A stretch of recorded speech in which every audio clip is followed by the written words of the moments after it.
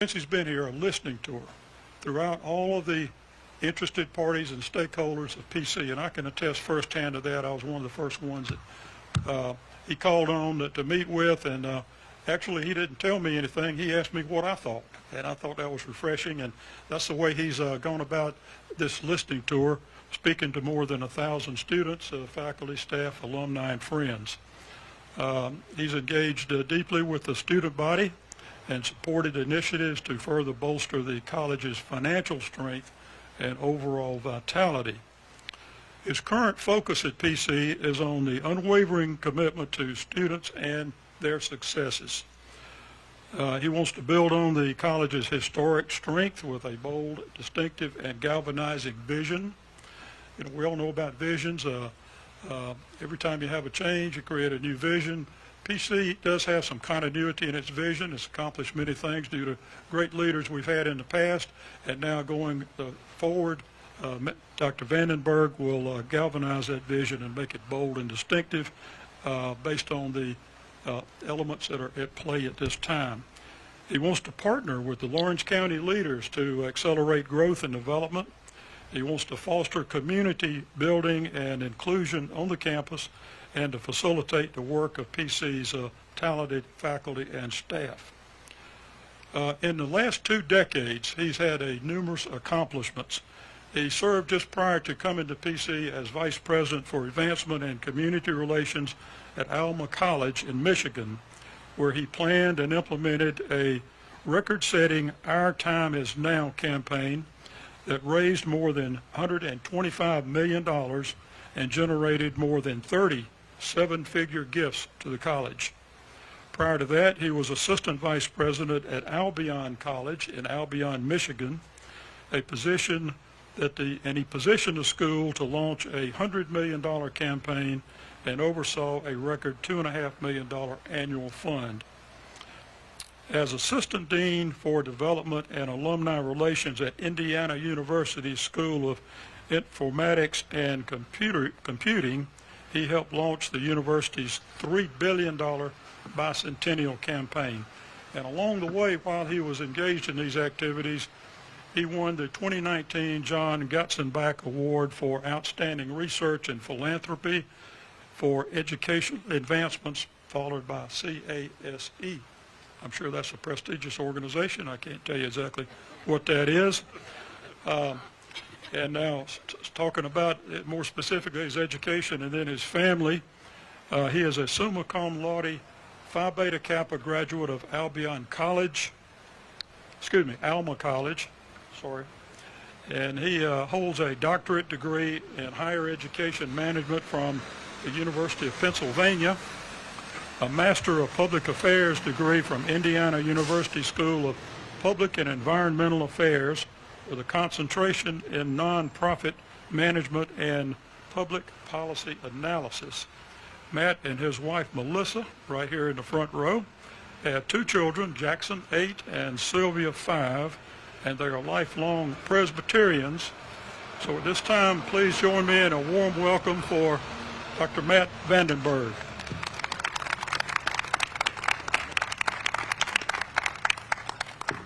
Good morning. I'm thinking I'll need to project a little bit, but as my wife, who is sitting in the front row, can attest, that won't be a problem.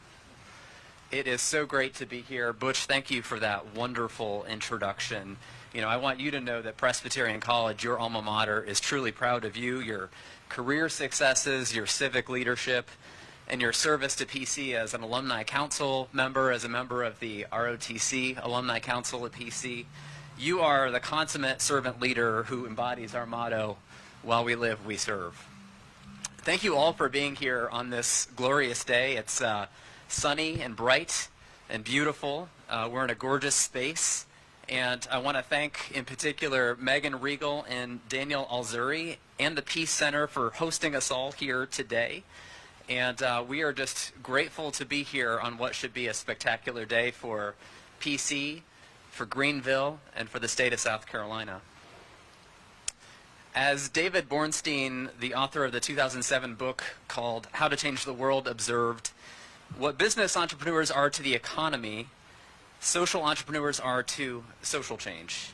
They're driven, creative individuals who question the status quo, who exploit opportunities, who refuse to give up, and who seek to remake the world for the better.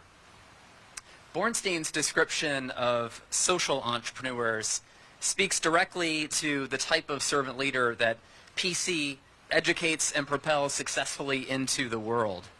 That description speaks to our alumni like Butch Kervin, alumni like Pam Prashad, Chad Prashad.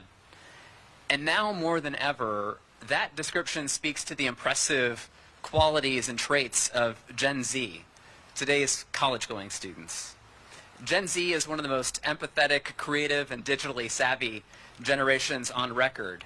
They volunteer at record rates. They plan to work in careers where they can change the world and where they can serve their communities. They often seek to improve the world through service. But for them, service is most meaningful not when it simply fulfills an unmet need, but when it addresses the underlying cause of that symptom in the first place. PC has an obligation, an opportunity, and an ability to provide this talented generation with the education, the tools, and the guidance they need to pursue their civic-minded passions. We can prepare and unleash the next generation on our most vexing problems. For decades, PC has excelled in providing students with the interdisciplinary knowledge, the problem-solving skills, and the intellectual curiosity, and quite frankly, the drive to succeed. And we've built our academic programs and our entire campus culture on a bedrock of unwavering commitment to service. Over time, we've started as well and grown an impressive small business entrepreneurship program. We think these strengths marry well together, and collectively, we think they have an even higher calling. So today, we pledge to connect with Gen Z in bold, distinctive fashion by leaning into reimagining and building further on those assets. Specifically, we plan to cement our status across the region, the state, and the nation as a premier champion of social entrepreneurship, or as we at PC like to call it, service entrepreneurship. In simple terms, service entrepreneurship is creative problem solving that addresses community challenges, that creates value for the public, for society. That work can take the form of a business, a nonprofit organization, a program, or an initiative. At the end of the day, though, the common themes are these: creative problem solving, service, and adding value to a community where the value add accrues to society as a whole more than to public or private individuals. As a field, service entrepreneurship is booming. It's growing explosively and gathering a whole lot of steam nationally across the public and the nonprofit sectors. But interesting to me, very few higher education institutions across the country have taken bold action in this arena. And I'm pleased that that list of the precious few now includes Presbyterian College. This morning, we proudly shared the launch of the single largest service entrepreneurship case competition in South Carolina and one of the largest in American higher education. PC's competition is open to all South Carolina high school seniors, and students can work solo or they can work in groups of 2 or 3. Students are asked to propose a written submission where they propose a novel solution to a social or environmental problem that's more effective, efficient, sustainable, or just than existing solutions, and for which the value created accrues primarily to society as a whole rather than to private individuals. The stakes for this competition are incredibly high. The winning individual or team for this competition will receive a full ride to Presbyterian College, tuition, room, and board for all 4 years. They'll also receive mentoring, coaching, academic credit, and up to $10,000 to implement their proposals. Runners-up for the competition will receive a scholarship for up to 80% of tuition at PC, along with the same mentoring, coaching, academic credit, and up to $10,000 to implement their proposals. And those receiving honorable mention, and we think there could be a whole lot of those, they'll receive very sizable tuition scholarships and the same mentoring, coaching, academic credit, and up to $10,000 to implement their proposals. The deadline for submitting a proposal is December 1, and a competition for the named semifinalists, including a short presentation, will happen right here in Greenville, and that'll happen in January. And a who's who of leaders from the government, from the nonprofit sector, from the private sector, they'll all serve as judges. We'll invite finalists back to PC on campus in February for a presentation and for real-time feedback and the exciting same-day announcement of our winners.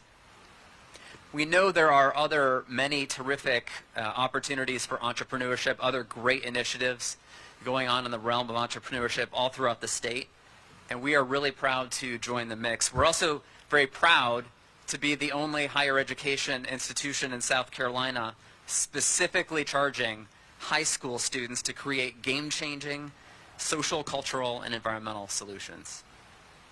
We are gratified by the early support for this initiative from leaders throughout the upstate and throughout South Carolina.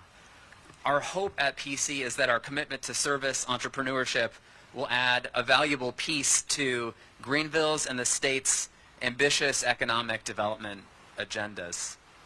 I really want to recognize a few people here this morning. First is the panel of PC experts who helped design and strengthen this program. And they include Lenny Patterson and then Doctors Aaron McAdams, Will Harris, Julie Meadows, Emily Taylor, Tobin Turner, and Kara Shavo. Thank you so much. I'm really proud of you and so grateful for all of your efforts. I'm also deeply grateful to two distinguished PC alumni right here in front of me. And they're both from the class of 2002, Pam and Chad Prashad. And both of them are leaders here in Greenville. Pam is a CPA and controller at Hollingsworth Funds, and Chad is CEO of World Acceptance Corporation. Pam and Chad, thank you so much for your exemplary vision and your leadership, your advocacy, your partnership, your investment as well. You're a primary reason that we stand here. We are so proud of you, also consummate servant leaders, and I would love to invite you up to the podium to share a few remarks.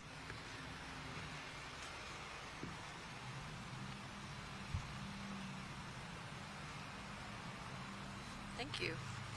We are beyond excited to see the development of this program at Presbyterian College. PC has a rich history of service, and this program will only enhance this tradition. As many Blue Hose already do, we are hopeful many of these inspired leaders will return to this community and make an impact felt for generations. This program is the brainchild of my husband Chad, who's going to say a few words. Thanks, Pam. And thank you, Matt. It's really amazing to see this dream come true today. Just kicking off this entire program for the state and for our community in general. PC produces so many grads who go into service professions, like Butch. And it's fitting that our motto here, Dum Vivimus Servimus, means while we live, we serve. So PC really is a natural home to a service entrepreneurship program that marries a desire to couple empathy with change, service for others, and creative and entrepreneurial thinking and problem solving. With that, I have a call to action to leaders across the state, especially for my fellow Blue Hose. And for those that don't know, Blue Hose are what we call ourselves who graduate from PC. So we have three main groups that we're seeking to make this program successful. First, youth educators and leaders. These may be high school teachers, youth and government leaders, speech and debate teachers, guidance counselors. They may also be church leaders and youth group leaders. Basically anyone who leads youth, who cares about instilling a sense of responsibility, empathy, and creative problem solving, and missions to further enhance our community. Second, these are business mentors.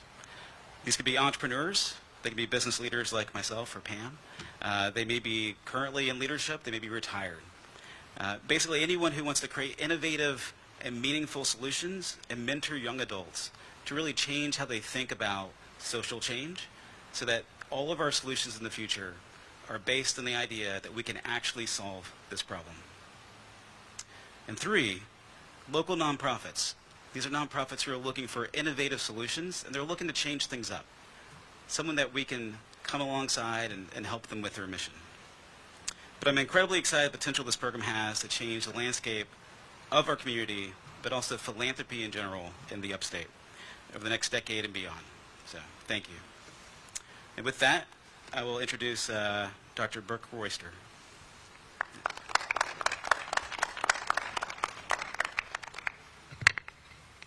Thank you. It's a privilege and a pleasure to be a part of this signal announcement this morning. Standing in front of you is representing more than 76,000 students here in Greenville County, but I think knowing the details of this program, it has the possibility to impact students throughout the state of South Carolina and perhaps beyond its boundaries, for which there are 700,000 public school students in South Carolina. This announcement this morning dovetails nicely with what we do in Greenville County Schools. We're committed to creating graduates that are college, career, and citizen ready. In fact, in the last 5 years, our graduates have increased both in percentage and in their accomplishments. We've increased career certifications by more than 1,000%, 6 years. We've increased college credits earned in high school by more than 38% in 5 years. We've provided increased opportunities for real-world experiences in work. One of the most prominent ones in partnership with Greenville Chamber, launched GVL. This provides yet another real-world opportunity in the arena of community, social innovation, and service. We have many students every year that are involved in community service, whether through a civic organization based in their high school or through their own initiative. This provides a focused opportunity to earn scholarships to a very prestigious liberal arts college as a result of the efforts they may put forth, the proposals that they create. It also provides the opportunity for us to act on one of the things that we know makes our efforts more efficient and more effective. That is, when we work in partnership with others. Public-private partnerships, including those with nonprofit organizations and with higher education. This is yet another example of public-private partnership working together to benefit citizens in Greenville County throughout the state of South Carolina. Again, we do better what we do when we can work in partnership with others towards the same goal. I commend those involved and express my appreciation to those involved in contributing both to the funding of this opportunity and the creation of this opportunity, and the willingness and the commitment of the leadership at Presbyterian College to commit this kind of resource and effort to advancing social innovation, social entrepreneurship, not only in this community but throughout the state of South Carolina. We are most pleased to be able to present this opportunity to the students throughout Greenville County Schools, and we hope that we'll be able to announce that that first full scholarship ride is being awarded perhaps to a student in one of our 15 high schools. We again look forward to that opportunity. As I mentioned to you, we do best what we do when we work in partnership with others. And at this time, I'd like to present to you Megan Barp, who is the president of United Way of Greenville. She is one and represents one of our most effective partnerships in working to improve the lives of students in Greenville County. Our On Track initiative, working in partnership with the United Way, is a very effective means to engage those that are disengaged and to help us reach the nearly 60% of our students that live in poverty. Megan?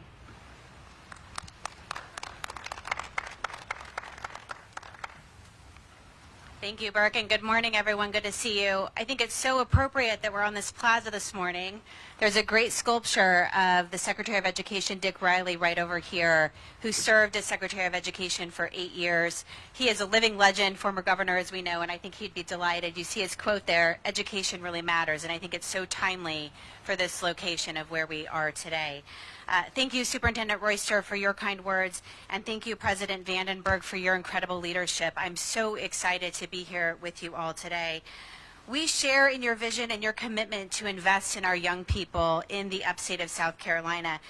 At United Way, we believe that everyone deserves a quality education and the opportunity to reach their full potential. It's why we've developed On Track Greenville that you just heard of from Superintendent Royster, our premier education initiative right here in the upstate to ensure that as many children as possible graduate on time and are prepared for post-secondary opportunities. We know that it takes all of us as a community to accomplish this, public, private, civic sectors to make this happen, to solve the pressing issues that we face as a community. I love Matt's phrase of service entrepreneurship. I think that captures it perfectly. It also takes bold vision and exploring new ways to address these pressing issues with a social justice lens. That is why we are delighted to partner with and endorse the vision you've heard today from the President Vandenberg. Listen, South Carolina is known for importing talent. We know that we need to grow talent as a community as well. We're also known to be on top of so many incredible lists, the top 10 lists we hear all the time in the upstate of South Carolina. We are also on the top 10 hardest places to climb out of poverty in the nation. And that's something that I know I'm committed to change. I know that my colleagues behind me are also committed to changing this as well. And quite frankly, we need new ways to look at these age-old issues that we're facing as a community. This is not an option of should we. This is an option of how can we change this for our community. Our community deserves better, and I believe that our young people can help us create solutions to make our community better. I'll end with this. I deeply believe that if there's any community that can change things for the better and lead the way as a nation, it is the upstate of South Carolina. It is now my pleasure to introduce you to my dear friend and colleague, Carlos Phillips, the President and CEO of the Greenville Chamber of Commerce. I often describe Carlos as a unicorn of chamber leaders, and here's why. He understands the power. I can just imagine the face he's making behind me when I said that, by the way, without even turning around. He understands the importance of what a partnership between public, private, civic means in our community, and he believes deeply in the dual bottom line. And what I mean by the dual bottom line is that by making investments, we can not only have an economic impact on our community, but we can also improve the social fabric of our community, and that's why these initiatives are so deeply important. Carlos?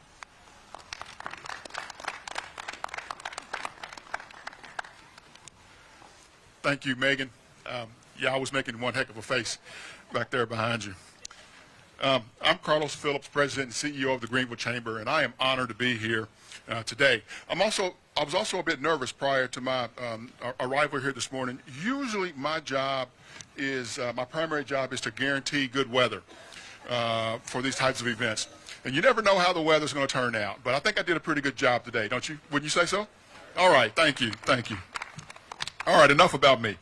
I'm here to congratulate Matt and Presbyterian College for prioritizing service entrepreneurship and launching this exciting initiative, which will promote entrepreneurial success and social consciousness.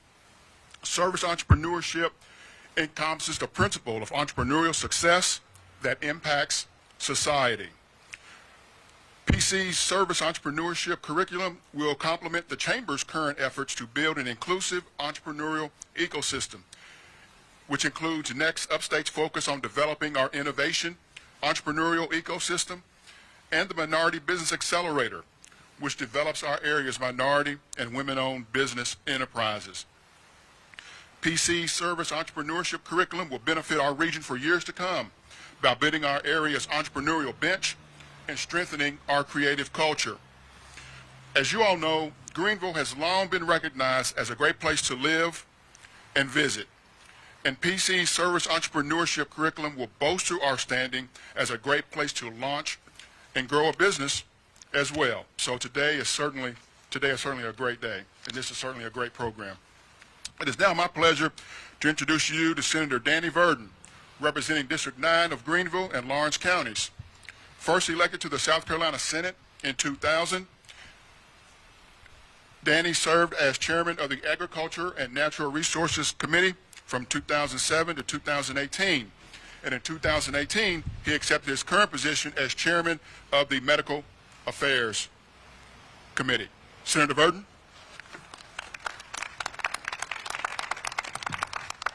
Now, Carlos, if I hadn't been at the beach all weekend, you'd think I was blushing. It's just a sunburn. I tell you, now, you get an august rostrum, as we see here today. Leaders in academia, military, local government, secondary, K-12, flagship school district in the state, maybe the Southeast, nonprofits, NGOs, business industry, somewhere, philanthropy, wow. Somewhere in that assemblage, you're usually going to have a show-off. And I've sized them up, and I've listened to the presentations. And Woody, I've come to the conclusion that I'm it. I'm the show-off. So first thing I want to do is show off my blue hose, Chad. And there's nothing I like doing better than showing off the blue hose. This is exciting. This is stupendous. I'd heard that there was the big scholarship and then the secondary scholarships. And I'm thinking to myself, okay, that's a really tough panel that's going to judge these young Generation Z participants, because you're going to discern, you're going to have to glean through a lot. And I don't think it's going to be easy, because I think there's going to be loads of really good work, just like Megan said. Matter of fact, when the days get short and the nights get long, maybe, Lenny, you might let me read some of them. Maybe we can steal some of them that y'all don't use. That is interesting. Good question. Proprietary ownership of those proposals. We'll get to that later, but no, really appreciate the opportunity to experience this. It's an honor to represent the Blue Hose and help show off the Blue Hose. I was also struck by the comments from the presenters. There's really two veins of innovative creativity going on here. I mean, you're soliciting innovation and creativity from the next generation. And by the way, I've lived long enough to trust the next generation. I've lived long enough to appreciate my children, trust them, and depend on them. And it struck me, as you, especially in the business world, academia, as you're developing this program to solicit these ideas, it took tremendous creativity and innovation in the programming to structure it within higher ed, have the philanthropic arm, the mentorship, and the people that are doing it in the trenches every day. It's just tremendous vision. Chad was talking about how this was just off-the-cuff conversation that turned into a very deep, impactful, meaningful program. It's going to be exciting to see how it transpires. We are truly blessed to have the vision that's been represented by everyone here today, whether it be the founding benefactors or our new president or partners here in this particular community.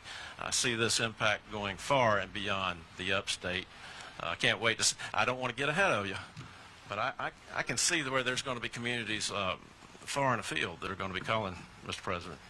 So appreciate the opportunity to support you, cheerlead you, help show off for you. Matt?